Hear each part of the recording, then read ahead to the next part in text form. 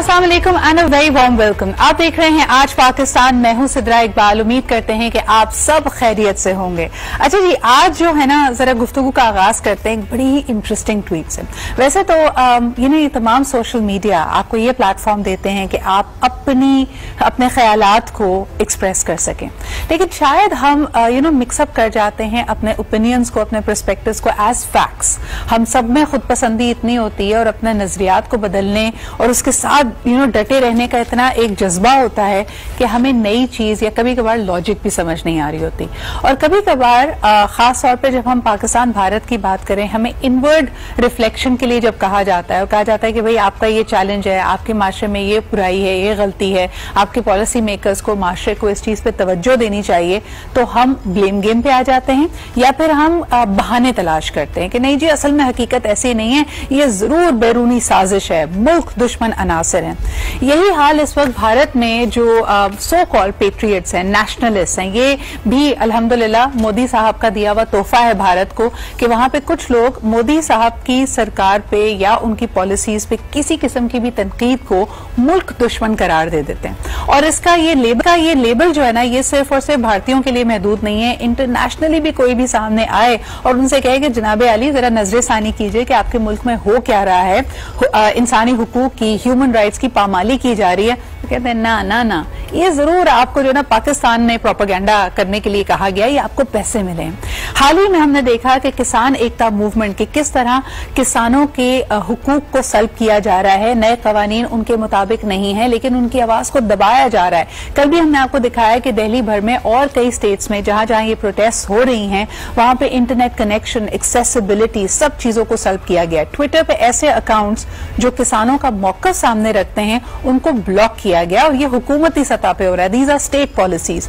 इसके हवाले से global sensation, global pop star Rihanna ने कल ट्वीट किया और उन्होंने कहा कि why are we not talking about it.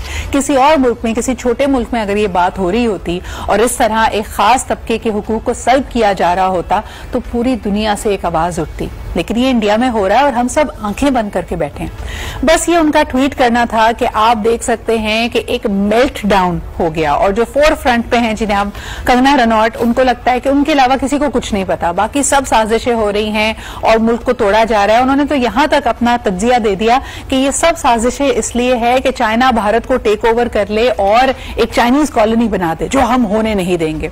आइए आपको दिखाते हैं इस रिपोर्ट में कि सिंगर रिहाना के इस ट्वीट के बाद उनको हर तरह के इल्जाम का सामना करना पड़ा।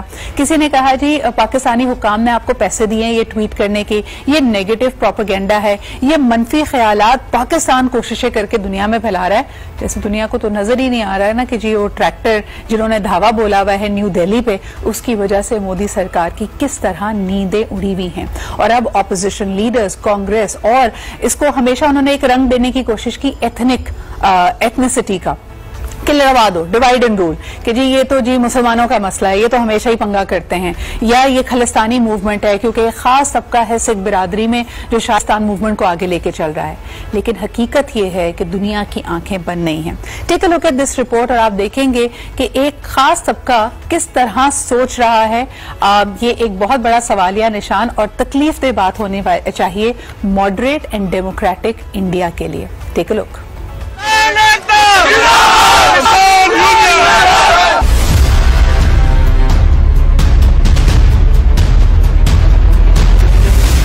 मोदी सरकार के दिल्ली में मकबूजा कश्मीर जैसे हरबे भारतीय दारुल हुकूमत में 3 रोज से इंटरनेट सर्विस मुअत्तल। आलमी बिरादरी भी बोल उठी। ह्यूमन राइट्स वॉच ने मजालिम बंद करने का मुतालबा कर दिया। अमरीकी गुलकारा रिहाना ने सवाल किया कि दुनिया जुल्म पर खामोश क्यों है, जिस पर कुछ इंडियन सार्फिन ने उन्हें भी न बख्शा। ट्वीट पर तनकीद का निशाना बनाने लगे और बहुत से सार्फिन ने रिहाना के हक में भी लिखा। एक भारतीय सारिफ बोले, हमारे गुलकारों और अदाकारों को भी इस पर आवाज उठानी चाहिए। एक इंडियन सारिफ ने तंज किया, कहा ये भारत के किसान नहीं पंजाब के किसान हैं। एक भारतीय सारिफ ने अमरीकी गुलकारा रिहाना पर पैसे लेकर ट्वीट करने का इल्जाम लगा दिया।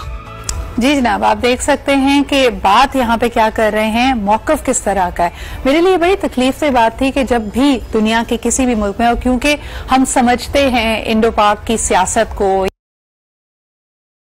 यहाँ की फॉल्ट लाइंस को, तो ये बहुत तकलीफ देह है जब कहा जाए कि जी ये पंजाब के किसान हैं भारत के नहीं, तो क्या पंजाब को यानी इंडियन पंजाब को भारत इस वक्त ओन नहीं कर रहा? इसको क्या नस्ली तासुब का, एथनिक तासुब का एक हिस्सा करार दिया जाए? और मेरे ख्याल में it should be inward looking, क्योंकि अगर ये आग भड़क उठी तो हमारे पास साला साल दिहाइयों की एक हिस्ट्री, एक तारीख मौजूद है और ऐसा लग रहा है कि ये माशरा इस वक्त उससे कुछ नहीं सीख रहा। नफरत अंगेजी से, चाहे वो दुनिया के किसी भी हिस्से में क्यों ना हो, at the end of the day नुकसान सबका होता है। And I hope that India is able to realise that. आगे बढ़ते जी, आपको बताएं कि कोरोना वैक्सीन की जो लगाने का अमल है, इनॉक्यूलेशन है, वो जारी और सारी है। मुख्तलिफ सूबाई हुकूमतें भी इसमें पेश हैं और जो इसकी ओवरऑल स्ट्रैटेजी, जिसकी ओवर आर्चिंग स्ट्रैटेजी के बारे में हम बात कर रहे थे। एक दफा फिर आप सबको रिमाइंड करते चलें कि इसके माइनर साइड इफेक्ट्स हो सकते हैं, जिस तरह की दुनिया की हर वैक्सीन हर दवाई के होते हैं, और ये वॉलंटरी बेसिस पे लगाई जा रही है। यानी जो भी शख्स आगे आएगा वो रजाकाराना तौर पे अपनी जिम्मेदारी पे इस बात के लिए हामी भरेगा। इसमें कोई जोर जबरदस्ती नहीं है। हुकूमत ये नहीं करी कि लोगों को पकड़ पकड़ के उनको थ्रेटन कर रही हो कि आपको जेल में डाल दिया जाएगा अगर आपने वैक्सीन नहीं लगाई। तो इन सब चीजों को मद्देनजर रखिए। दूसरा ये कि जिस तरह हमारी डॉक्टर फैसल सुल्तान से कुछ रोज कबल हमारे शो में बात हुई, तो उन्होंने कहा कि जी 22 करोड़ की आबादी में हम समझते हैं कि लगभग 10 करोड़ इलिजिबल हैं, यानी जो वल्नरेबल हैं अपनी एज की वजह से और मुख्तलिफ पैटर्न्स की वजह से, अपने लॉजिस्टिक्स की वजह से। So one needs to be careful. लेकिन दुनिया जी बड़ी तेजी से बदल रही है और हो सकता है आने वाले दिनों में ये चीजें इस तरफ इशारा करें कि अगर आप ट्रैवल करना चाहते हैं, अगर आप सफर करना चाहते हैं, ये वैक्सीनेशन और इसके साथ मिलने वाला सर्टिफिकेट आपके लिए एक जमानत बनेगा और जरूरी और लाजमी करार दे दिया जाएगा। ये हुकूमत वक्त इस वक्त बहुत ज्यादा क्लोजली इस चीज को मॉनिटर कर रही है कि इस अमल को जितना इफेक्टिव, फाल और शफाफ बना सके, ताकि पाकिस्तान में लगने वाली इस वैक्सीन के बाद अगर आपको जो सर्टिफिकेट मिलता है उसकी वक़्त, उसकी अहमियत और उसकी एक्नॉलेजमेंट आपको पूरी दुनिया से मिले। ऐसा ना हो जिस तरह के उन्होंने कहा कि पहले कई दफा किया जाता है, येलो कार्ड मिल गया जी पोलियो के कतरों का या फलानी चीजों का, आपने लगवाया नहीं लगाया लेकिन सर्टिफिकेट आपको मिल जाएगा।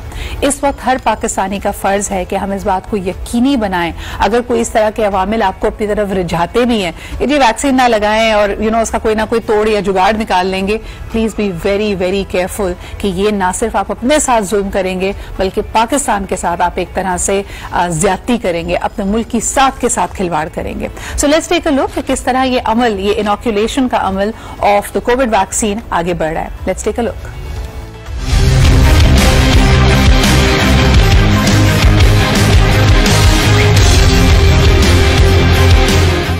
मुल्क भर में कोरोना वैक्सीन लगाने का आगाज। मरकजी तकरीब इस्लामाबाद में NCOC में हुई। मेहमान खुसूसी वफाकी वजीर असद उमर ने तकरीब से खिताब में कहा कि ऑस्ट्राजेनिका की वैक्सीन भी जल्द आने वाली है। मिलकर काम किया है, पिछला तकरीबन अब 1 साल के करीब हो गया है जब से ये कोरोना आया था। वैक्सीन जो है कोवैक्स के जरिए जो एस्ट्राजेनेका की है वो भी इंशाल्लाह जल्द आना शुरू हो जाएगी। मावन खुसूसी सेहत फैसल सुल्तान का कहना था कि फ्रंट लाइन वर्कर्स को तरजीह दी जा रही है। जो हमारे फ्रंट लाइन वर्कर्स हैं, हेल्थ केयर वर्कर्स हैं, उन्हीं को तरजीह दी गई और वहीं से इस काम का आगाज किया गया। ये एक बड़ी ट्रस्टेड और अच्छी वैक्सीन है। पंजाब हाउस में वजीर आला पंजाब उस्मान बुज़दार ने सूबे में कोरोना वैक्सीन लगाने की मुहिम का इफ्तिताह किया। उन्होंने कहा पंजाब को 70,000 डोजेज मिली हैं। कराची में डॉ यूनिवर्सिटी ओझा सेंटर में तकरीब हुई। वजीर आला सिंध मुराद अली शाह ने कहा मालूम नहीं 5 लाख वैक्सीन किस तरह तकसीम की गई। 5 लाख डोजेज आए, उसकी डिस्ट्रीब्यूशन कैसे की तो हमें नहीं पता। अगेन मैं हुकूमत पाकिस्तान का भी शुक्रगुजार हूँ कि उन्होंने वेलकम बैक जी। आप देख रहे हैं कि ये अमल किस तरह आगे बढ़ रहा है, लेकिन कोरोना और ये जो नई हमारा लाइफस्टाइल है ये एक हकीकत है और इसको एडजस्ट करने के लिए भी हमने देखा कि बड़ी तेजी से लोगों ने अपने स्ट्रैटेजीज को, अपने अपने कामों को रिविजिट किया है। एंड चाहे वो बिजनेसेस हों, इदारे हों, एजुकेशनल इंस्टीट्यूट हों, everybody has gone back to the drawing board और एक सस्टेनेबल सोल्यूशन निकालने की कोशिश की है। इस वक्त हमें एक ब्रेक की तरफ बढ़ना पड़ रहा है, लेकिन वापस आएंगे पाकिस्तान के मायनाज एंड फॉरमोस्ट बिजनेस स्कूल यानी लम्स के वाइस चांसलर साहब डॉक्टर अरशद हमारे साथ मौजूद होंगे। और जबकि ये जो एक नई हकीकत है कोरोना की, जिसने असातिज़ा, स्टूडेंट्स, हम सब की जिंदगियों को मुतासर किया है, इसके लिए लम्स ने क्या सोल्यूशन निकाला है and what is going to be the way forward for education, higher education in the years to come, हम इनसे इस बारे में बात करेंगे एक छोटे से ब्रेक के बाद।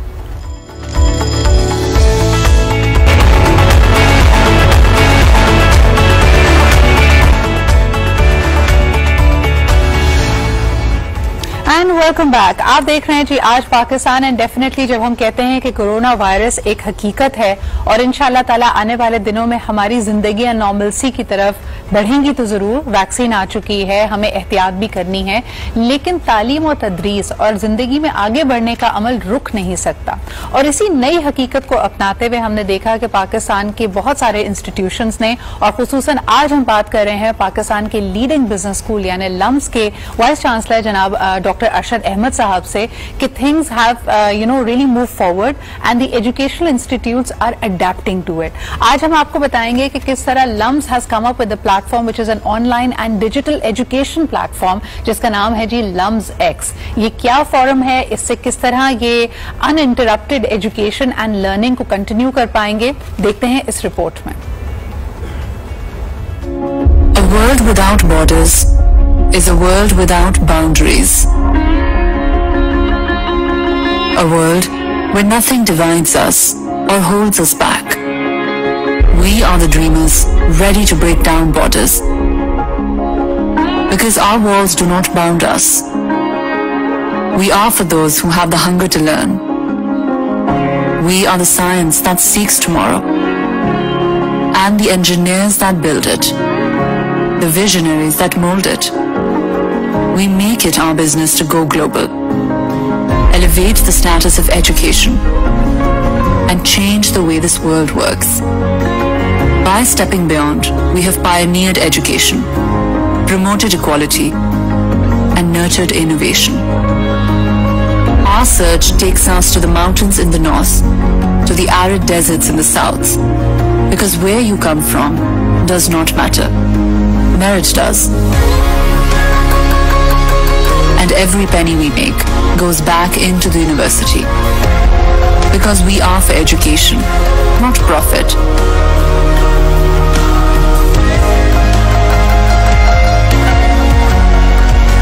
So when you break these boundaries with us, we go beyond. Beyond the map and into the future. Because we thrive without borders. We're diverse without borders. LUMS. जी जनाब, learning without borders and uninterrupted learning. हमारे साथ मौजूद हैं doctor Arshad Ahmad, vice chancellor of LUMS university. आइए उनसे गुफ्तगू करते हैं। अस्सलाम वालेकुम डॉक्टर साहब। वालेकुम सलाम सिद्रा। बहुत बहुत शुक्रिया वक्त निकालने के लिए from the very cold very breezy Lahore. सबसे पहले हमें बताइए अरशद साहब के लम्स एक्स ऑनलाइन लर्निंग के हवाले से बहुत सारे लोगों के खदशात भी हैं, रिजर्वेशंस भी हैं, पर how was LUMS able to put its entire learning process online through LUMS X? जी ये LUMS X is unique platform जिसमें दुनिया ये आपने सुना होगा मूक्स के हवाले में मैसिव ओपन ऑनलाइन कोर्सेज, ये एक प्लेटफॉर्म है जिससे हम बहुत लोगों को रीच कर सकते हैं। लेकिन जो हमारी रेगुलर इंस्ट्रक्शन है, जो कोर्सेज जो सब बंद हो गए थे पिछले मार्च, वो हमने लम्स एक्स के थ्रू नहीं बल्कि वी आर यूजिंग, जैसे फिलहाल हम जूम इस्तेमाल कर रहे हैं और दूसरे लर्निंग मैनेजमेंट सिस्टम्स हैं, उसके दौर पे हमने कन्वर्ट किया। लेकिन LUMS X is a special effort कि जिस तरह हम हजारों लोग को एक्सेस दें हमारी एजुकेशन की, और ये एक एक्सपेरिमेंट है which is in the making. तो अब आगे देखें किस तरह we can involve more people, because आपको पता है हमारा तो रेजिडेंशियल कैंपस है जिसमें कोई 4,500 या 5,000 स्टूडेंट्स आते हैं इधर, और आधे तो इधर रहते भी हैं जैसे फैकल्टी रहती है। तो ये हमें एजुकेशन एक्सेसिबल करना है, तो इस दौर पर लम्स एक्स बनाया। मुझे ये बताइएगा अरशद साहब के लम्स एक्स पे क्या short courses and diplomas available हैं, या चाहे इस प्लेटफॉर्म के जरिए कोई अंडर ग्रेड डिग्री, कोई ग्रेजुएशन का प्रोग्राम भी कर सकता है? जी तो प्लान तो यही है कि प्रोग्राम्स भी इसमें शामिल हो, लेकिन फिलहाल लम्स एक्स कंटिन्यूइंग एजुकेशन हमने एक और सेंटर बनाया है, और उस तौर पे शॉर्ट कोर्सेज जरूर हैं। इसके अंदर थोड़े you can earn a certificate या नॉन क्रेडिट कोर्सेज भी हैं। तो जो लोग दाखिल यहाँ पर नहीं हो सकते फुल प्रोग्राम्स में, उनको भी हम जरूर सीखना सिखाने के लिए ये लम्स एक्ट बनाया है। और ये इसका आर्किटेक्चर जो है, ये कराची की एक बहुत मजीद फर्म है आरबीसॉफ्ट, जिसके साथ हमने पार्टनर किया है। और फिर हमारे एग्जीक्यूटिव कोर्सेज जो हैं through REDC, rousing executive centre, तो वो भी शामिल है इसमें। तो ये इसकी ग्रोथ तो बहुत जारी है फिलहाल, लेकिन most of our courses are being taught through Zoom and LMS, जैसे मैं आपको बता रहा हूँ।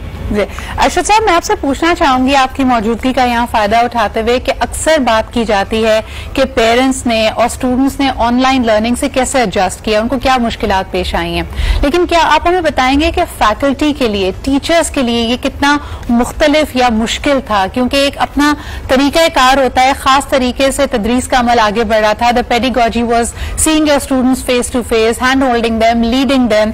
जब वो तमाम चीजें ऑनलाइन मूव की हैं और आहिस्ता आहिस्ता मूव किए, और अब ये शायद हमारी हकीकत है, टीचर्स ने कैसे एडजस्ट किया, फैकल्टी को क्या मुश्किलात पेश आई और आप लोगों ने कैसे उनको फैसिलिटेट किया? जी, बहुत अच्छा सवाल है आपका। इसलिए सबसे बड़ी रिसोर्स जो हमारी है वो ह्यूमन रिसोर्स है, और वो हमारी फैकल्टी है। आपको पता है ये तो कोई 300 लोग जो हमारी फैकल्टी में ट्रेन होके हर मुल्क से आए हैं, टॉप यूनिवर्सिटी से इधर आए हैं, उनका दौर तो स्टूडेंट्स के साथ रहा है क्लासरूम में, जैसे हर यूनिवर्सिटी के साथ होता है। लेकिन ये पैंडेमिक के दौर पर अब उनको एकदम से एडजस्ट करना पड़ा, और उन्होंने दिल खोल के एडजस्ट किया। और आसानी नहीं थी इसमें, बहुत तकलीफ थी, बहुत मुश्किलात थी। और हमने ये सोचा पहले कि किन लोगों को हम थोड़ी ट्रेनिंग दे सकते हैं, आपस में एक कम्युनिटी बनाएं कि एक दूसरे से सीखें कि अब वो किस तरह एडजस्ट कर रहे हैं, किस तरह के कोर्सेज दे रहे हैं। और वो ट्रेनिंग के दौर पर बहुत एक्सपर्ट्स को बुलाया, मैं खुद उसमें शामिल था। पूरे लोगों ने क्या कहते हैं, कोई 100 लोगों के साथ ये हर रोज मिल के एक दूसरे के साथ शेयर किया। और फिर ये जरूर सोचा कि देखें आपके जो शागिर्द हैं उनकी क्या मुश्किलात हैं, उनके पास क्या डिवाइसेस हैं, मोबाइल डिवाइसेस हैं, या उनकी इंटरनेट कनेक्टिविटी के इश्यूज हैं। और घर में तो आपको पता है कि बहुत मुश्किल से लोग उनके लिए फोकस करना, तवज्जो देना भी मुश्किल होता है, बहुत मुश्किल होता है, specially for females and women. I think इनको हम भूले नहीं, बिकॉज उनके जो चोर्स होते हैं घर के, they have a much more difficult time. और उस पर हम लिहाज करके वी हैव मेड एडजस्टमेंट कि किस तरह उनको हम ग्रेड करेंगे, किस तरह उनको चॉइसेस देंगे कि अगर आपकी आपने जो एफर्ट लगाया है, अगर वो एफर्ट आपकी ग्रेड में रिफ्लेक्ट नहीं कर सकता है तो आप फिर ट्राई करें, एक और दफा कोर्स ले लें। तो इसमें आपकी अच्छा, ये बड़ी अहम बात आपने की डॉक्टर साहब, और मैं इस पर थोड़ा सा चाहूंगी कि आप मजीद लोगों को बताएं कि हमारे एक खास तौर पे, क्योंकि अभी इम्तिहानात का मरहला था, तो एक नई डिबेट सामने आई कि लोगों ने कहा कि जी हमने ऑनलाइन पढ़ाई की है, हर इंस्टीट्यूशन ने पढ़ाया है, लेकिन हमें समझ कुछ नहीं आया। और फिर पेरेंट्स ने उसमें एक एंगल निकल आया कि जी हमने फीस भरी, सब कुछ हुआ, लेकिन we are not satisfied with the learning that has happened. तो मुझे ये बताइएगा कि पिछला साल तो चले एडजस्टमेंट में गुजर गया, अब ये जो नया प्लेटफॉर्म बना है और हमने इसको सस्टेनेबल और इसको फाल बनाना है, आप क्या समझते हैं कि इसमें स्टूडेंट्स के ऊपर कोई स्टडी, कोई सर्वेस भी किए जाएंगे उनके सेटिस्फैक्शन लेवल को देखते हुए? ग्रेडिंग तो एक सिलसिला है, लोगों ने उस पर भी सवालिया निशान बना दिया कि क्या क्रेडिबिलिटी रह जाएगी कि अगर एक आम राय ये क्रिएट की जा रही है कि जी ऑनलाइन लर्निंग से समझ कुछ नहीं आ रहा, पूरा ग्रेडिंग सिस्टम फ्लॉड है। आई एम श्योर कि this is very concerning for you. जी, it's concerning, but challenges are not new. ये कोई नई बात नहीं है कि हमारे पास कोई मसला आ गया और हम बस हक्का बक्का देख रहे हैं कि अब क्या करें। इस तरह नहीं हो रहा है। यहाँ पर देखें, मुख्तलिफ यूनिवर्सिटीज आर रिएक्टिंग डिफरेंटली। मैं तो सिर्फ आपको अपना बता सकता हूँ कि यहाँ पर बहुत तवज्जो दी है कि ये जो मसले आ रहे हैं टीचिंग एंड लर्निंग के, असेसमेंट के, और किस तरह लोग समझ रहे हैं, ये मसले तो चलते जाते हैं, या ऑफलाइन हो या ऑनलाइन हो। इसके अंदर क्वालिटी डिफरेंस हर वक्त रहता है। लेकिन अगर मिल के हम सब काम करें और ये देखें बेस्ट प्रैक्टिसेस क्या हैं, और इसके अंदर किस तरह हम फ्लेक्सिबिलिटी दे सकते हैं अपने स्टूडेंट्स को, फैकल्टी को भी ऑल्सो, बिकॉज उनका रोल बदल जाता है। जो आपका सवाल था कि ये जो क्लासरूम में जिस तरह पढ़ाते थे अब वो ऑनलाइन इस तरह नहीं पढ़ा सकते हैं, बिकॉज उनका खुद का रोल बदल जाता है और वो रोल जो बदलता है उसमें स्टूडेंट्स को एंगेज करना और उनको अपना पार्टनर बनाना सीखने में ये बहुत अहम बात है। बिल्कुल। अच्छा साहब, आखिरी वेरी क्विक क्वेश्चन, क्या आपको लगता है in the way forward in the future हमें एक हाइब्रिड प्रोग्राम बनाना पड़ेगा, यानी online and offline, virtual as well as physically, उसका एक हाइब्रिड प्रोग्राम होगा for education and learning to continue uninterrupted? जी एग्जैक्टली, आप बिल्कुल सही कह रही हैं, वो तो हाइब्रिड शुरू हो गया है। अब देखिए यूनिवर्सिटीज को HEC हायर एजुकेशन कमीशन और गवर्नमेंट ने ये डायरेक्टिव दिया है कि आप 30 से 50% तक लोगों को वापस ला सकते हैं, specially if you have residences, वही परसेंटेजेस अप्लाई करती हैं। तो यहाँ पर जो लोग आए, आप जो पूछ रही थी सर्विस के बारे में, हमने सबको सर्वे किया, स्टूडेंट्स को बार बार सर्वे किया, फैकल्टी को सर्वे किया, पूछा आप किस तरह के कोर्सेज पढ़ाने तैयार हैं, इन क्लास, ऑनलाइन और मिक्स यानी हाइब्रिड। तो उसके लिए अब ये शुरू हो गया है, ये नहीं कि ये कल होगा, ये तो आज हो रहा है। 2 दिन पहले यूनिवर्सिटी खुली थी और बहुत सी फैकल्टीज में, बाय द वे हम सिर्फ बिजनेस स्कूल नहीं है, साइंस एंड इंजीनियरिंग भी है, ह्यूमैनिटीज और सोशल साइंसेज भी हैं, लॉ भी है, एजुकेशन भी है। So we are a comprehensive university, हर तरह के कोर्सेज, हर तरह की फील्ड में यहाँ पर शामिल है और उसके लिए ये अंदाजा है कि सब मिलके इसमें एक दूसरे से सीखेंगे।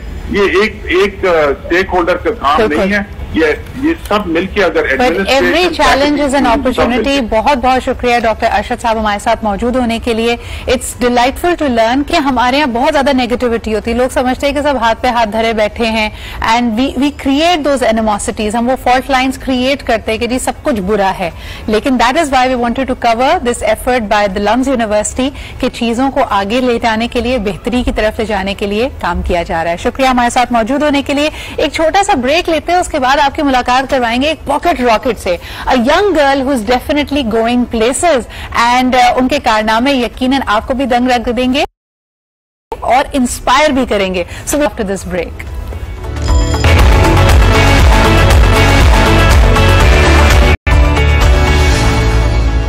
And welcome back. आज I am super duper happy because आपकी मुलाकात मैं एक पॉकेट रॉकेट से कराने वाली हूँ। Somebody who makes me really really proud, क्योंकि आपको बताते हैं पहली दफा है पाकिस्तान की टेनिस हिस्ट्री में कि इन्होंने 10 साल की उम्र में 44, जी हाँ you heard it right, 44 titles जीते हैं। She is the first girl in the history of Pakistan to be ranked number 1 against boys under 10 और अंडर 12 की कैटेगरीज में। इसके अलावा she is also the youngest girl to win the women's title at the age of 9। इसके अलावा आपको एक दफा फिर बताते चलें, she is also the youngest tennis star invited by the Pakistan sports awards as an emerging star of the year. जब अल्हम्दुलिल्लाह इतनी लंबी चौड़ी कामयाबियों का सिलसिला हो तो इंसान इंस्पायर भी होता है, माशाल्लाह दिल से निकलता है। सबसे पहले इनके हवाले से आपको दिखाते हैं एक रिपोर्ट और फिर आपकी मुलाकात कराते हैं हानिया मिन्हास से।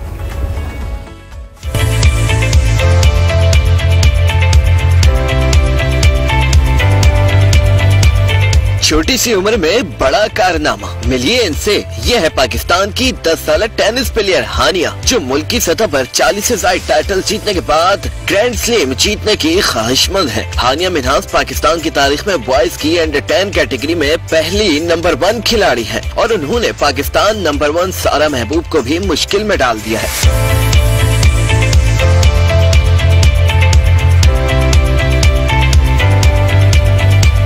चौथी क्लास की तालिबा नन्ही प्लेयर रोजाना अपने वालिद के हमरा 3 घंटे ट्रेनिंग करती हैं और पाकिस्तान के लिए बड़े टाइटल जीतना चाहती हैं। हानिया ने 3 साल की उम्र में टेनिस खेलना शुरू किया। अंडर 10 में नंबर 1 और अंडर 2 वैल्यू कैटेगरी में नंबर 2 होने के साथ 40 से ज्यादा टाइटल्स अपने नाम कर चुकी हैं।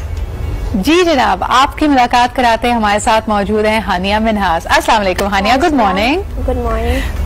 3 साल की उम्र से तुम टेनिस खेल रही हो, इंस्पायर कैसे हुई थी? How did you develop a liking for it? किसी को देखा था, टीवी पे देखा था, घर में कोई खेलता है? नहीं, जब मैं छोटी थी, मैं बाबा ना वो टेनिस कोच थे, हम दुबई में थे तब। ओके। तो मैंने एक दिन ना मैंने रैकेट उठाया था और फिर मैंने ना अगेंस्ट द वॉल मैंने रैकेट मारा था ना, तो मैंने मुझे शौक हो गया था, मुझे अच्छा लगता है। तो मेरे बाबा ने देखा तो मेरे बाबा ने कहा कि I will give you some lessons. तो मैंने सॉरी मैं बेहतर हो चुकी थी। फिर मैंने फर्स्ट टूर्नामेंट जीता था और फिर मैंने बाबा को बोला ये this is what I want to do. मुझे ये बताओ हानिया कि पढ़ाई, अक्सर लोग कहते हैं ना पेरेंट्स का होता है कि पढ़ाई पे फोकस करो, खेलना बाद में, तो अब तुम्हें 2 से 3 घंटे एवरीडे ट्रेनिंग करनी पड़ती है। अल्हम्दुलिल्लाह यू रियली शाइनिंग ब्राइट। तो अम्मी अबू क्या कहते हैं, आर दे डिवाइडेड, पढ़ाई पे ज्यादा जोर नहीं होता, सिर्फ टेनिस या किस तरह मैनेज करती हो? एक्चुअली मैं होम स्कूल हूँ। ओके। तो लाइक टेनिस के बाद मैं पढ़ाई करती हूँ। And since your father is your coach, तो वो टफ कोच हैं, स्ट्रिक्ट हैं, या तुम्हें थोड़ी रियायत मिल जाती है? No, my father, like, he's strict but not that strict. He's just disciplined, so he's disciplined for me so I can become a champion. And you want to continue playing tennis? Yes. And you want to be a professional athlete? Yeah, मुझे सीरीना से बेहतर होना है और इससे और grand slams जीतना है। Wow, अच्छा मुझे ये बताओ कि does it ever affect you? You're so young, माशाल्लाह, and when you were playing against the boys, मुझे नहीं लगता कि तुम्हारे जहन में कभी ये बात आती होगी कि सामने लड़के हैं तो वो बेहतर खेलते हैं, लेकिन क्या तुम्हें इर्द गिर्द ऐसा लगा कि लोग ये सोच रहे हैं कि ये तो देखो लड़के ज्यादा बेहतर खेल लेंगे इससे? कोई लोग सोचते हैं ऐसे, लेकिन मैं ऐसे नहीं सोचती। मैं बस अपनी गेम खेलती हूँ। लेकिन you are the best amongst the girls. तो जब तुम लड़कियों के अगेंस्ट खेलती हो तो वो पुश, वो ड्राइव तुम्हें मिलती है, या तुम्हें लगता है कि यार सामने भी ना ओपोनेंट भी बड़ा स्ट्रांग होना चाहिए? नहीं, मैं ना ओवर कॉन्फिडेंट नहीं हूँ। मैं बस कहती हूँ play your best. Play your best, that is amazing. Haniya, what other interest you have other than tennis? कोई और चीज जैसे म्यूजिक में या मूवीज या किसी और चीज, कोई फेवरेट सब्जेक्ट क्या है तुम्हारा? Maths is your favourite subject. अच्छा, टेनिस खेलना है, maths is your favourite subject. Hobbies इसके अलावा कोई है? हाँ, I like to do other sports.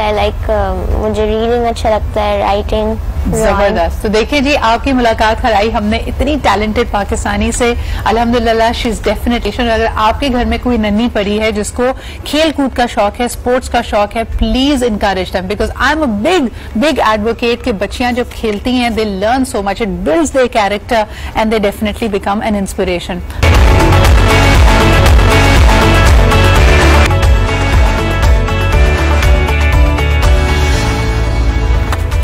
And welcome back जी, आप देख रहे हैं आज पाकिस्तान। आज का बड़ा ही इंटरेस्टिंग टॉपिक है और मैं आपको कल बताऊं कि मैं हमदर्द यूनिवर्सिटी में थी फॉर देयर टेडेक्स इवेंट। एक दफा फिर बहुत मुबारकबाद इनकी पूरी टीम को, वीसी को, जिन्होंने इन हालात में, बिकॉज आई नो कि लास्ट ईयर लोग नहीं कर पाए थे, they went ahead and they did their first TEDx event और बहुत ही इंटरेस्टिंग इवेंट रहा। वहां पर मेरी टॉक थी जिसने काफी लोगों को चौंकाया हुआ था। इट वाज टाइटल्ड एज कि खवातीन बहुत बुरी बॉस साबित होती हैं। And then of course I had my own take on कि डिसीजन मेकिंग को ले लें, उनके रिस्क टेकिंग एटमोस्फेयर को ले लें, उनकी एम्पैथी को ले लें, कॉन्फिडेंस को ले लें। ये सब चीज़ों की वजह से एक आम तासुर है। और इंटरेस्टिंग बात ये थी कि जाने से पहले मैंने आप लोगों से इंस्टाग्राम पे यही सवाल किया और मुझे बड़ी हैरत हुई कि ना सिर्फ मर्द बल्कि खवातीन एक बहुत बड़ी तादाद में ये वाकई इस बात से अग्री कर रहे थे कि खवातीन इतनी अच्छी बॉस साबित नहीं होती। तो आज हमने सोचा इसको जरा डीप डाइव करते हैं। आप भी जरा कॉल करके बताइए कि ये सिर्फ हमारा दिमागी फतूर है। बहुत सारी मेरे वो फ्रेंड्स जो कि खवातीन के हुकूक के लिए काफी बुलंद बांग बातें करते हैं, वो जरूर ये कहेंगे कि सदरा ये दिमाग का फतूर, ये आदमी की ईगो है, वो औरत की बात सुनना नहीं चाहता, औरत अगर बॉस हो तो अना को ठेस पहुंचती है। लेकिन क्या इसके अलावा भी वजूहात हैं? अगर आप एक लीडर को या एक बॉस को देखें, उसकी फैसला करने की सलाहियत, उसकी रिस्क लेने की सलाहियत, मुश्किल हालात में कंपनी को या टीम को लीड करने की सलाहियतें, ये सब चीजें आपको बनाती हैं एक बेहतर बॉस। और ये सिर्फ काम के एनवायरमेंट में नहीं, हम सियासत में भी देखेंगे, मुल्क को चलाने से भी देखेंगे। और कई लोग जो हामी हैं वो भी आपको फौरन पॉइंट आउट करके बताएंगे कि सदरा दवाल 2020 को ही देख लीजिए, जिन ममालिक की जो हेड ऑफ द स्टेट्स खवातीन थी क्या वजह है कि वहां पे कोविड-19 पे बेहतर तौर पे काबू पाया गया है, वहां पे एम्पैथी ज्यादा थी। खैर जी, आज आपकी भी राय इस पे लेते हैं। सबसे पहले आपको इंट्रोड्यूस करती हूँ हमारे जबरदस्त पैनल से। हमारे साथ मौजूद हैं doctor Wajahat. He is not just a doctor but also a mental health practitioner, therapy भी करते हैं। इसके अलावा मुख्तलिफ मौजूआत पे इनकी जबरदस्त इंसाइट होती है। तो thank you Wajahat for making time. हमारे साथ मौजूद है Faha Tahir, who is a community outreach manager at Fempro. एक ऐसा इदारा है जो यकीनन काम करता है यंग वुमेन एंटरप्रेन्योर्स के साथ, माइक्रो एंटरप्रेन्योर्स भी होती हैं और साइजेबल फर्म्स की भी होती हैं। वो क्या मुश्किलात फेस करती हैं as team leaders, as bosses, इसके हवाले से बात करेंगे। Thank you Faha for being here. Last but definitely not the least, because ये एक HR सब्जेक्ट है और human capital is the best capital, हमारे साथ मौजूद है Faiza Tariq Qureshi, who is a replacement designer and she is also the head of people and the HR culture with Adcom Leo Burnett. Thank you Faiza कि आपने भी वक्त निकाला। और जहां अगर सबसे पहले मैं शुरुआत आपसे करूं, मुझे बताइए कि आम तासुर ये क्यों है, और ये सिर्फ मर्दों का ख्याल नहीं है, खवातीन भी जो वर्किंग विमेन है वो कहती हैं कि हम बॉस की हैसियत से मर्दों को बेहतर पाते हैं। क्या कहेंगे आप?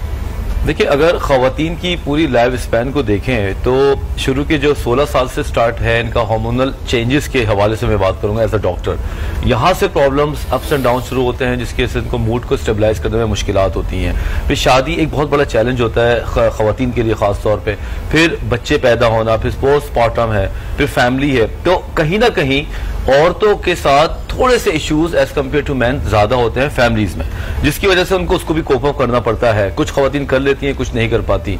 और उसके साथ साथ अगर वो बाहर निकलती हैं, हैरेसमेंट का भी जरा सा इशू मैंने देखा है कि उनके साथ रहता है। तो इस तमाम चीजों को लेकर हल्का चिड़चिड़ाहट या प्रेशर बढ़ जाता है, जिसकी वजह से जो उनका जो कंपोज स्टाइल है वो इतना ज्यादा अच्छा नहीं रह पाता, और कहीं ना कहीं वो फिर दिखा रहे होते हैं कि जो उनकी लाइफ यानी आप मान रहे हैं कि खवातीन बुरी बॉसेस हैं, ये कहना चाह रहे हैं आप? नहीं, इमोशनल ज्यादा है और हाँ। उनके डब्बे जो है ना, बॉक्सेस, वो इंटरकनेक्टेड होते हैं। हाँ। कि अगर उनका शोर से फड्डा होगा तो कहीं ना कहीं, मुझे जज ना करना बिल्कुल, लेकिन ये मेरा अंदाजा है कि वो कहीं ना कहीं लड़ाई झगड़े का तासुर जो है हो सकता है वो ऑफिस में भी चला जाए और वो किसी सबऑर्डिनेट पे भी गुस्सा उतर जाए, क्योंकि वो इंटरकनेक्टेड जो उनका तरीका है वो खत्म हो नहीं पा रहा होता। लेकिन आप एक ना, यहाँ पे आपकी सारी बातों से तासुर ये मिल रहा है वजाहत कि औरत एक मिसगाइडेड मिसाइल है, वो कहीं पे भी जाके फट जाएगी। ये क्या बात हुई भला? ये क्या फेयर बात तो ना हुई? तो भाई देखे ना, बॉस कोई भी हो, मर्द हो या औरत हो, ये अथॉरिटी है बहुत बड़ी।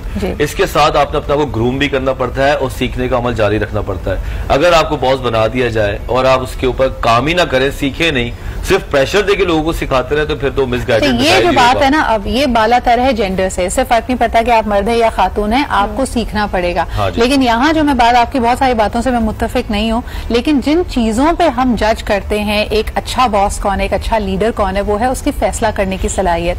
फहा, आपको क्या लगता है, क्या खवातीन में अक्सर एक आम तासुर ये दिया जाता है ना कि हार्मोन्स, अभी इन्होंने जिक्र किया, जिंदगी की मुख्तलिफ और प्रॉब्लम, चिड़चिड़ाहट, क्या ये औरत के फैसला लेने की सलाहियत को एज अ लीडर किसी तरह मुतासर करती है, कम करती है, मांद करती है? आपका क्या तजुर्बा है? आई डोंट थिंक सो, क्योंकि लेट्स से कि अगर एक बॉस है, डिस्पाइट जेंडर, अगर they have the soft corner कि वो डिसीजन मेकिंग जो है वो इन्फ्लुएंस हो सकते हैं टीम से या एक्सटर्नल फैक्टर्स से, तो वो कोई भी जेंडर, दोनों जेंडर्स में से कोई भी कर सकता है। Women, I feel they are not terrible bosses, but they are like really nice if you understand what they are actually expecting from you. अगर आप ये चीज समझ जाए ना, तो वो एक बहुत जबरदस्त बॉस साबित होती हैं। I have been working with my boss since like almost 6 years and I just love working with her. मतलब मैं बीच में एक दूसरी जगह पे काम करने चली गई थी एंड आई केम बैक। अच्छा, आप लोगों से गुफ्तगू जारी रहेगी, पर्सनल एक्सपीरियंसेस भी बता रहे हैं, क्योंकि माशाल्लाह सारी वर्किंग लोग हैं यहाँ पे। कहीं ना कहीं एक खातून बॉस से टाकरा तो हुआ होगा, अगर बॉस नहीं तो कोई ऐसा शख्स जिसके पास डिसीजन मेकिंग पावर थी। वो क्या एक्सपीरियंसेस थे और लोगों की अपनी इंसाइट क्या है? क्या उनको लगता है कि अगर एक आदमी से फैसला लेना हो तो वो ज्यादा आसान है निस्बतन एज कम्पेयर टू वुमेन? ये हम बात करेंगे, लेकिन कॉल्स इस वक्त मुझे बताया जा रहा है बहुत सारी आ रही हैं, कॉल्स मुझे लेनी भी है। लेकिन एक सवाल मैं लेती हूँ फायजा से, है, उसके बाद मैं कॉल की तरफ जाऊंगी। फायजा, ये जो फैसला लेने की बात हो रही है और रिस्क लेने की बात हो रही है, बार बार ये तासुर आता है कि खवातीन बहुत जज्बाती हैं।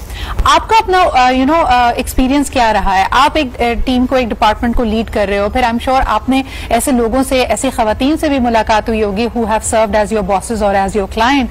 क्या आपको वाकई लगता है कि खवातीन के इमोशंस उनको एक बॉस की हैसियत से इनइफेक्टिव बनाते हैं?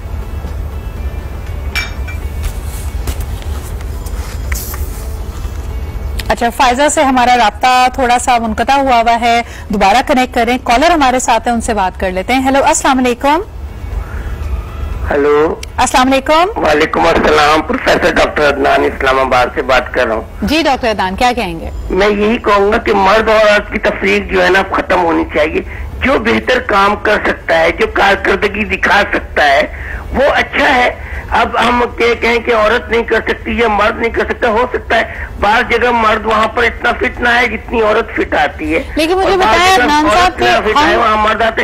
हम कारकर्दगी को देखें, काम की सलाहियत को देखें। अगर एक गारमेंट्स का इदारा है तो मेरे ख्याल है वहाँ औरत से अच्छा मर्द तो नहीं कर सकता। लेकिन जहाँ पर आप ये कहते हैं कि खाना पकाना है, बावर्ची है, तो जाहिर है देखे तो बेचारी कमजोर सिनफे नाजुक नहीं उतार के रख सकती, चाहे वो जितना भी अच्छा खाना पकाना। अदनान साहब, काम की नौयत पे वापस आते हैं ना, मुझे ये बताइए कि किसी भी वर्क एनवायरनमेंट में अगर आप काम अप टू द मार्क नहीं करते तो बॉस फीडबैक देता है, कभी कभार गुस्से से भी फीडबैक देता है। आदमियों के पास ये लीवे होता है कि आदमी चीख चिल्ला सकता है, सख्ती कर सकता है। खातून निस्बतन सख्ती नहीं कर पाती, और क्योंकि उसकी टोन ऑफ वॉइस में वो अथॉरिटी नहीं आती तो अक्सर उसकी बात को लाइटली लिया जाता है। आपने ये महसूस किया? नहीं, मैंने तो यही कहा है कि खातून की बात जब नर्म होती है ना, तो आगे से बंदा क्या है, जितना भी सख्त हो, वो ऐसे औरत को देखकर उसके एहतराम में कुछ वक्त के लिए अपने आप को काबू कर लेता है। क्योंकि मैं जाहिर मार्केटिंग भी करता हूँ, ड्यूटीज भी लगती है, मुख्तलिफ फील्ड में जाता हूँ, लेक्चर देता हूँ, तो मुझे अंदाजा होता है कि जहाँ औरत बात कर रही होती है एज ए इंसान, हम कहते हैं कि जाहिर है कि अगर हम चीख कर बोलेंगे तो ये हमारी मर्दानगी नहीं होगी, बुजदिली होगी। अच्छा, तो बहुत शुक्रिया अदनान साहब कॉल करने के लिए। वजाहत यही बात आपसे पूछूंगी, आदमी से डांट खा लेते हैं, यानी आदमी मर्द बॉस अगर हो तो किसी को फर्क नहीं पड़ता, यार बॉस का काम है या उनका लहजा ठीक है। खातून अगर सख्ती करे तो उल्टा पड़ जाता है, नेगेटिव इम्पैक्ट हो जाता है, तो ये काम करने में मुश्किल पैदा करती है ना ये खातून के लिए। तो देखिए, प्रॉब्लम ये है ही नहीं कि खातून डांटे या मर्द डांटे, बॉस बन के या कोई बात के डिलीवर कर नहीं पा रहा हो। प्रॉब्लम ये नहीं है, बात ये है कि जो खवातीन है उनको अपने इश्यूज की वजह से इस चीज को, इस सीट को सस्टेन करने में मुश्किलात का सामना ज्यादा करना पड़ता है। क्योंकि उस सामने से, अब आपने कहा ना कि मर्द की डांट वो सुन लेगा लेकिन मर्द औरत की डांट नहीं सुनेगा, इसकी वजह से उस बॉस को और प्रेशर बढ़ेगा। कुछ लोग उसको हिरास करेंगे और प्रेशर बढ़ेगा, घर लेट पहुंचेगी और प्रेशर बढ़ेगा। ये सारी चीजें मिलके ना उसके दिमाग को एक शफलिंग होती है, जिसकी वजह से उसको अपनी बॉसीपन को डिराइव करने में मुश्किल होती है, इसलिए वो कंपोज नहीं होता। नहीं, लेकिन ओरिएंटेशन भी तो फर्क है ना वजाहत। हम अक्सर ये बात करते हैं कि आदमी अगर कॉन्फिडेंटली किसी चीज को मना करता है, असर्टिव कहता है, वो कहलाता है, वो कहता है ये तो बड़ा कॉन्फिडेंट बॉस है, इसको पता है ये क्या कर रहा है। खातून अगर वही रवैया अपनाती है तो अचानक से हम कहते हैं कि तुम बॉसी हो रही, तो दिमाग खराब हो गया अथॉरिटी से। देखो ना, 10 सालों में हमने देखा सारे मॉर्निंग शोज पे लेडीज हैं माशाल्लाह से, कितनी जबरदस्त होस्ट हैं, वो सारी लेडीज हैं। हमारे अब तो पॉलिटिक्स में भी खवातीन का बहुत ज्यादा राज है। हमने तो 10 सालों में देखे खवातीन को ज्यादा है बॉस नहीं, लेकिन मुझे लगता है रिग्रेसिव रही हैं। आप देखें पाकिस्तान की तहरीक में फातिमा जिन्ना साथ थी कायदे आजम के, इसी तरह जुल्फिकार अली भुट्टो की लेगेसी को बेनजीर भुट्टो शहीद साहिबा आगे लेके चली। लेकिन आज भी 70 साल आजादी के बाद भी खवातीन पॉलिटिशियंस को किस अंदाज में उनके बारे में गुफ्तगू होती है, किस तरह उनको किया जाता है, ये एडेड प्रेशर है ना। आदमी को ये प्रेशर नहीं बर्दाश्त करने पड़ते, और यही अलमिया है हमारा कि हम खवातीन को मिनट मिनट पे, जगह जगह पे जज करते हैं, जो उसके काम के अलावा उसको 100 चीजों पे फोकस होता है कि वो दिख कैसे रही है, उसने कपड़े क्या पहने हैं, वो किससे बात कर रही है, वो ज्यादा मुस्कुरा तो नहीं रही, वो ज्यादा सड़ी भी तो नहीं है। ये सब प्रेशर आदमियों पे नहीं होते, इससे बात करना बहुत जरूरी है एक छोटे से ब्रेक के बाद।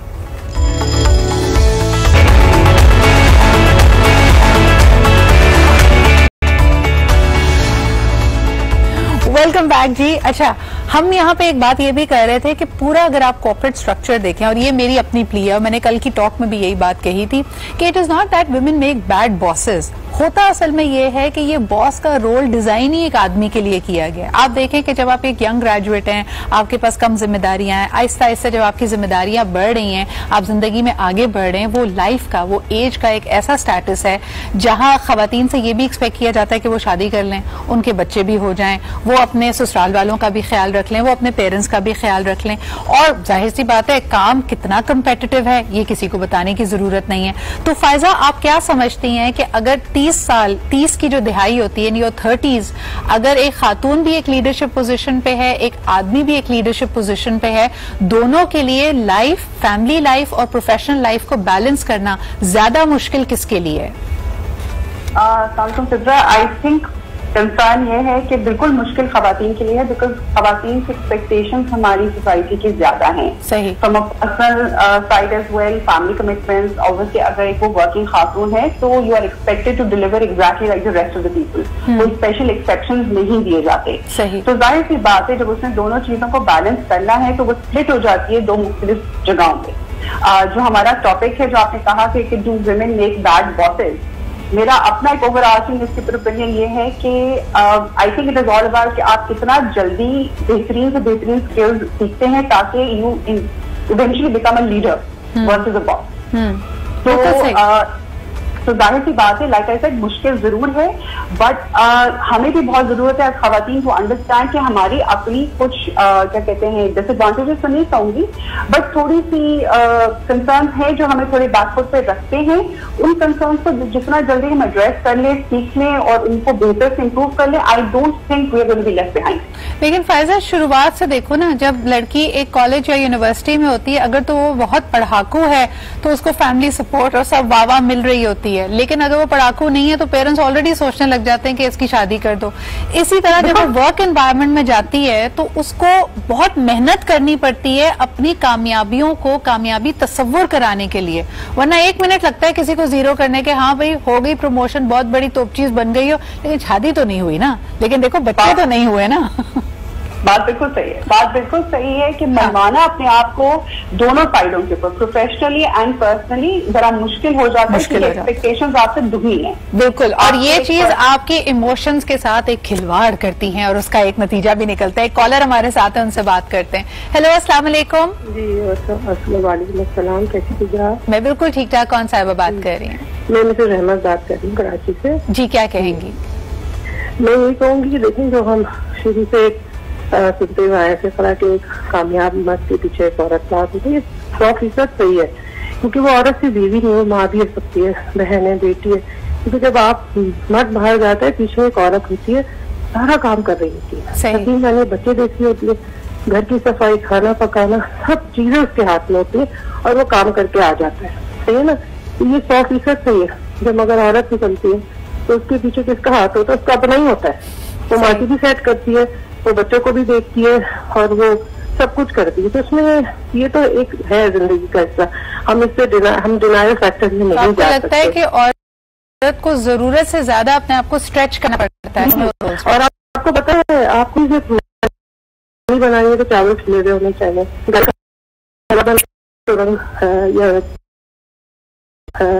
तो ये आपको प्रूफ है। जिस दिन मेरी शादी मैं बताऊं तो उन्होंने कहा कि आप गाजर का, जैसे मेरी अम्मी बनाती थी, मैंने कहा 12 घंटे भी मुझे आए नहीं हुए, उसके कहा आपकी अम्मी कैसा बना?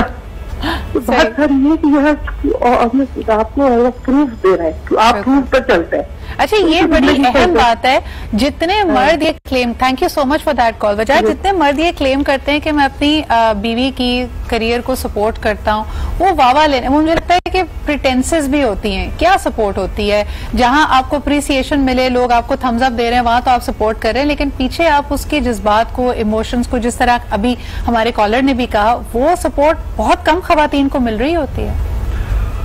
देखो, कुछ मर्द ऐसे होते हैं, मैं सारे मर्दों की बात नहीं करूंगा, कुछ मैं बोलूंगा 10 to 20% लोग वो हैं जो अपने ही पार्टनर की तरक्की से जेलस भी हो सकते हैं। अच्छा। ठीक है, और वो फिर अपनी ही पार्टनर की तरक्की में रोड़े अटकाते हैं। ठीक है, जब वो स्टार्ट करती है तो बहुत ज्यादा सपोर्ट भी कर सकते हैं, लेकिन जैसे तरक्की करती है तो उसे एक नित नए सवालात पूछना शुरू कर देते हैं, एक देर से क्यों आए ये वो। अब उसकी स्पीड को स्पीड ब्रेकर लगाने के लिए वो लोग ऐसे काम करते हैं जिसकी वजह से वो उसकी स्पीड रुकती है। लेकिन ज्यादातर मर्द जो आज के जमाने में मैं देखता हूँ वो चाहते हैं कि उनकी जो बीवियां हैं या उनके पार्टनर्स हैं वो तरक्की कर रही है, वो खुश है, तो उनकी शाना बशाना चले। मेरे सारे दोस्त घर की सफाई कर लेते, जितने भी मैं दोस्तों को जानता हूँ। बात से ना मुझे याद आया, एक मेरी फ्रेंड ने बताया था कि जब उसका प्रमोशन अनाउंस हुआ और उसने घर आके अपने शौहर को बताया कि जी मैं प्रमोट हो गई हूँ, वो एक्सपेक्ट कर रही थी कि शाबाशी मिलेगी, खुशी होगी, हम सेलिब्रेट करेंगे, तो आगे से सुनने को मिला तो क्या इसका मतलब है अब तुम और ज्यादा लंबे घंटे काम करोगी और ज्यादा देर से आओगी। तो क्या किया जाए ऐसे पॉइंट पे खवातीन क्या करें? भाई असर्टिवनेस बड़ी जरूरी है। एक देखें ना, आज हम बात कर रहे हैं बॉस खातून के, हाँ। हम छोटी न्यू लेवल पे बात नहीं कर रहे कि उसको कुछ पता ना हो।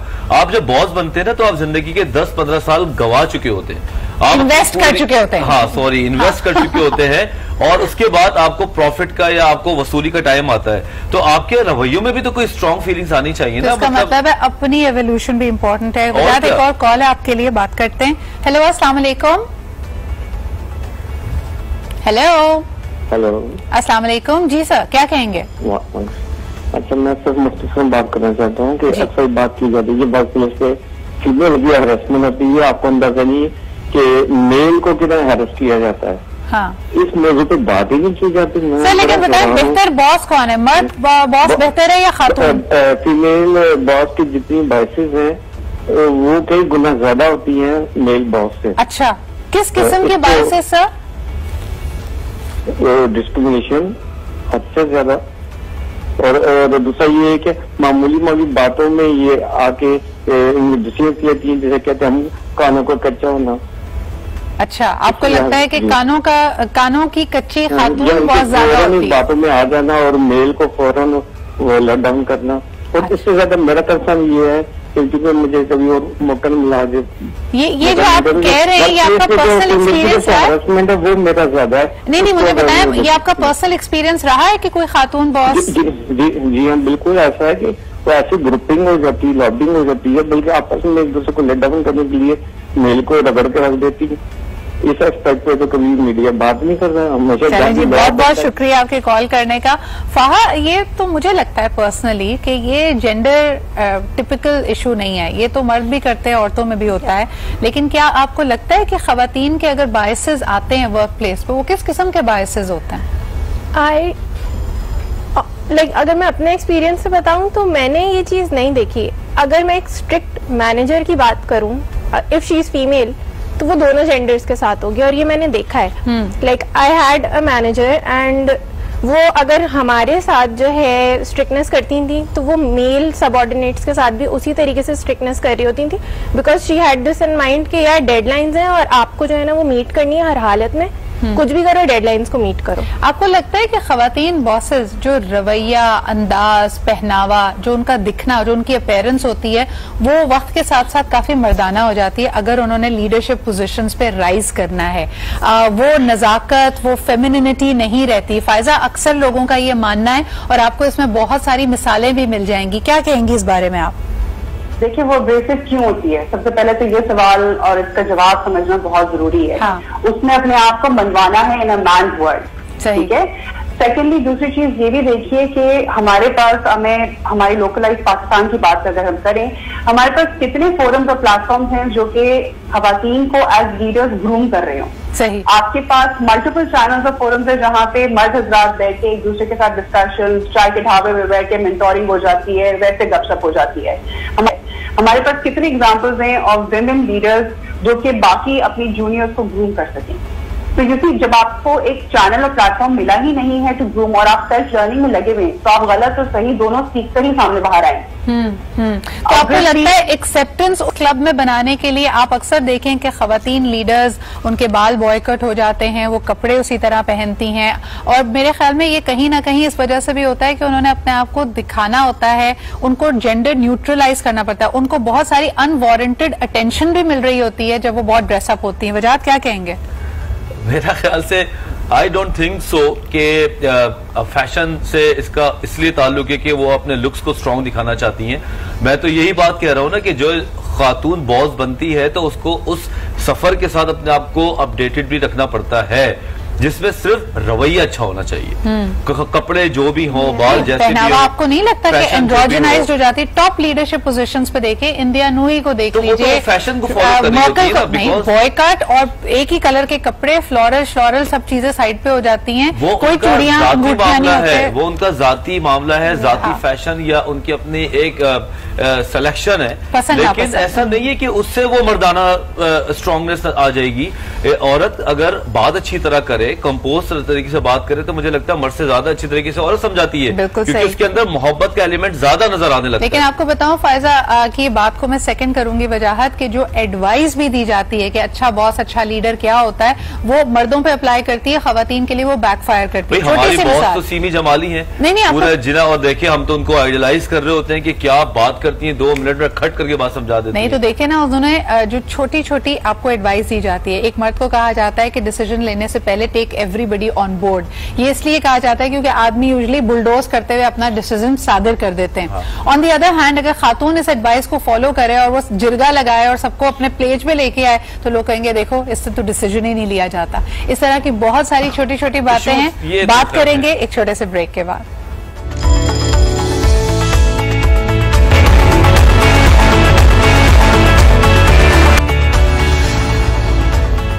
वेलकम बैक जी। जरा बहुत सारे सवाल आते हैं। एक सवाल हमारे पास ऑफलाइन भी एक कॉल आई थी जिसमें कॉलर ने कहा कि जी सबसे बड़े मसाइल 2 मसाइल हैं। जब एक खातून तरक्की कर रही होती है, बॉस बन रही होती है, लीडरशिप पोजीशंस पे जा रही होती है, जो उसकी जिंदगी में सिग्निफिकेंट अदर है, यानी उसका जो शौहर है, वो कहता है यार बेबी तरक्की करो लेकिन मुझसे कम, यानी आप बर्दाश्त नहीं कर पाते कि अगर खातून आपसे ज्यादा तरक्की याफ्ता या ज्यादा बड़े मकाम पे पहुंच गई है। और दूसरा ये कि तरक्की चाहे जितने भी करो, मैं तुम्हारी जिंदगी में सबसे अहम होना चाहिए।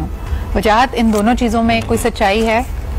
बिल्कुल सच्चाई है। जब मर्द कोई, कुछ मर्दों को लगता है कि मेरी बीवी मुझसे ज्यादा तरक्की कर गई है, तो उसको सेंस ऑफ इनसिक्योरिटी जागना शुरू हो जाता है। वो उससे जानबूझ के ऐसे काम करवाता है जिससे उसको लगे कि ये मेरी मातहत है। ऑर्डर देना, खाने का ऑर्डर देना, चाय का बोलना, और ये बोलने के बाद अगर वो ये बात भी कर जाए कि तुम होगी बॉस अपने वहां की, यहाँ पे तुम एक बीवी हो, तो ऐसे आदमी को कन्फ्रंट करना जरूरी है। और यहाँ पे उस आदमी की माँ की जो तरबियत है या उसकी खुद की जो ब्रॉटअप है, वहां पे बड़ी चीजें देखते हैं। मर्दों में ये मेल ईगो ज्यादा होती है। अच्छा, एक कॉलर है और आपसे मैं ये भी बात में पूछूंगी कि फिर औरत गियर शिफ्ट कैसे करे? एक जगह है, दफ्तर में है, इज्जत है, मकाम है, घर आए तो एकदम से उसको एक बुरा ट्रीटमेंट मिले, तो वो क्या करे? बुरा ट्रीटमेंट ना भी सही, एक एडजस्टमेंट उसको करनी पड़े। हमारे साथ कॉलर है। हेलो, अस्सलाम वालेकुम। वालेकुम सलाम जी, कौन सा, आप कहाँ से बात कर रहे हैं? मैं अहमद बात कर रहा हूँ लाहौर से। जी अहमद, क्या कहेंगे? मैंने डॉक्टर वजाहत से पूछना था, ये जो विक्टिम ब्लेमिंग होती है औरतों के ऊपर, इसके ऊपर यानी कि क्या है, इनकी कहना चाहेंगे? दोबारा कीजिएगा सवाल, क्या मतलब क्या है आपका? विक्टिम ब्लेमिंग पे, विक्टिम ब्लेमिंग जो होती है, मतलब अपने आप को मजलूम महसूस करना। बहुत बहुत शुक्रिया कॉल करने का। जी जनाब, तो ये कहते हैं कि बॉस भी बन जाएं लेकिन माइंडसेट विक्टिम रहता है, मैं बेचारी मैं मजलूम। अक्सर खवातीन का ये मसला है, क्या किया जाए? तो देखो, अगर कोई बॉस बन जाता है ना, तो बॉस बनने के साथ साथ आपने बहुत सफरों को चेंज करना पड़ता है, अपने रवैये में चेंज लाना पड़ता है। मजलूम वाला जो एक विक्टिम कार्ड है, वो शुरू में तो चल सकता है लेकिन बॉस में तो चल नहीं सकता। और फिर असर्टिवनेस सीखनी चाहिए। एक आदमी जो कहीं का बॉस है, जिससे 40 लोग को चला रहा है, घर पे आते आते वो इतनी जल्दी भी अपने आप को चेंज ना करे, वहां पे भी अपने बुनियादी राइट्स के बारे में बात कर सकता है। और अगर हस्बैंड कोई बात कर रहे तो बता सकता है कि भाई मेरी ये डेजिग्नेशन है, मेरे रवैये में ये तब्दीली आ गई है, तुम्हें भी चाहिए मेरे साथ थोड़ी मजीद इज्जत से बात करो, तुम भी अपने आप को बात करो। मैं मतलब बॉस का मतलब ये भी है ना, वो पैसे भी ज्यादा ला रही है, वो घर को पार्टिसिपेट भी ज्यादा कर रही है, वो बहुत मेहनत कर रही है। ऐसे हस्बैंड का फायदा क्या जो इन चीजों को समझे ही नहीं, यानी उसका मेंटल पीस भी अहम है। फाहा, मुझे ये बताइए कि जो मेल बॉसेस होते हैं, अक्सर खवातीन जो वर्किंग फील्ड में हैं, प्रोफेशनल्स हैं, वो कहती हैं कि भाई एक हमारे यहाँ लिहाज मुरव्वत ज्यादा है कि अगर सब एक लेवल पे है टीम, तो मर्द बॉसेस खवातीन को थोड़ा लीवे, थोड़ा रिलैक्सेशन दे देते हैं और कहते हैं कि इट्स फाइन, और वो ज्यादा फोकस करते हैं कि मर्द जरा स्ट्रांगली काम करें। खवातीन जब बॉसेस होती हैं तो वो क्या इस किस्म का लीवरेज या फेवर दूसरी खवातीन सब सबऑर्डिनेट्स को देती हैं या उनका रवैया मुख्तलिफ होता है? नहीं, देती हैं, क्योंकि उनको वो सारी चीजें समझ में आ रही होती हैं, वो उस प्रोसेस से गुजरी हुई हैं। वो एक जूनियर लेवल से उन्होंने स्टार्ट किया है, तो दे नो कि इस एक जो मुझे इशूज आए हैं, या लाइक आजकल बहुत सारी जो लड़कियां हैं वो पढ़ भी रही हैं, वो जॉब्स भी कर रही हैं। सही है। सो अगर वो यूनिवर्सिटी जाना है, अगर किसी मेल सबऑर्डिनेट को जाना है तो कंपनी उसको भी लेवरेज देगी कि ठीक है आप अपनी क्लास के लिए वो कर लें, आप अपना टाइम कंपनसेट कर देगा। फायजा, आपकी तरफ आना चाहूंगी। Faiza, to facilitate the women in the leadership journey, अब तो बहुत सारी ऑर्गेनाइजेशंस ने अपने रूल्स रेगुलेशंस बदले हैं, जिंदगी के मुख्तलिफ फेजेस को रिकग्नाइज किया है, खवातीन को मैटरनिटी लीव और उसके बाद भी तमाम सपोर्ट दी जाती है। हम उतना तेजी से बदल रहे हैं जितना रिक्वायरमेंट है, या यू स्टिल फील के पाकिस्तान में अभी भी हालात इतने अच्छे नहीं हैं? देखिए सिद्रा, आई थिंक हम लोग डेफिनेटली मूव फॉरवर्ड कर रहे हैं। There was a point in time जब मैटरनिटी लीव के ऊपर बड़ी एक अजीब हकारत की नजर से देखा जाता था। सही। अब maternity leave is considered as part and parcel, paternity leave भी आ गई है। सही। बट यस, जो फाउंडेशन है उनके ऊपर भी काम करने की उतनी ही जरूरत है। स्लो प्रोग्रेस है, थोड़ी और इनिशिएटिव की जरूरत है जो कि होलिस्टिक है। लाइक आई सेड कि जो मैं बार बार एक बात करती हूँ कि एक खातून को from a junior level to a senior level position में लाने के लिए सिर्फ उसका टेक्निकल स्किल सेट नहीं है, उसका एक सॉफ्ट स्किल सेट भी है जो कि इम्प्रूव होना बहुत जरूरी है। सही। उसका माइंडसेट को इम्प्रूव करवाना बहुत जरूरी है। वो अगर अभी हम एंड्रोजिनस की बात कर रहे थे, कपड़ों की बात आप कर रही थी, वो क्यों करती है? वो इसलिए करती है because she does not want to carry the label कि जी कल को मुझसे कहा जाएगा कि you purposely wear things to distract her. Yes. और आपको ये देखें भी किस तरह के माशरे में पढ़ रहे हैं कि हमारे यहाँ स्कूल, कॉलेजेस, इदारे अपना ड्रेस कोड निकालने की बात करते हैं just to make a woman more neutral. पता नहीं क्या टेम्पटेशन या डिस्ट्रैक्शन उनको लगती है खवातीन के कपड़ों से कि ड्रेस कोड्स डिसाइड किए जा रहे हैं। इसको आप कैसे देखती हैं? इसमें कंसर्न ये है स्पेशली, इसमें मैं थोड़ा सा अपनी तरफ अपने जेंडर को भी थोड़ा सा ब्लेम करूंगी।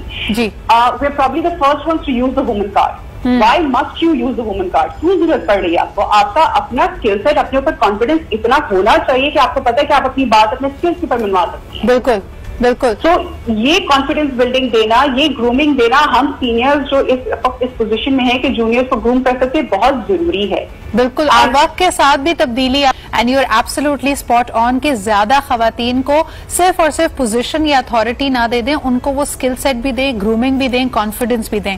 बहुत शुक्रिया। हमारे साथ फायजा, फाहा और वजाहत मौजूद थे। शिश्नगी रह गई बिकॉज ऑफ कोर्स बहुत ज्यादा इस पे बात की जा सकती थी। We'll take it up once again very soon, लेकिन आज के लिए इतना ही। आई थिंक कि कॉन्फिडेंस और कॉम्पिटेंस में फर्क होता है। मर्दों को बेहतर बॉस इसलिए तस्वुर किया जाता है क्योंकि वो ज्यादा पुरएतमाद दिखते हैं। खवातीन को अपने मेरिट और अपने स्किल सेट के साथ साथ अपने कॉन्फिडेंस पे भी काम करना चाहिए। इसी के साथ जी आज का प्रोग्राम खत्म होता है। कल फिर मुलाकात होगी। खुदा हाफिज।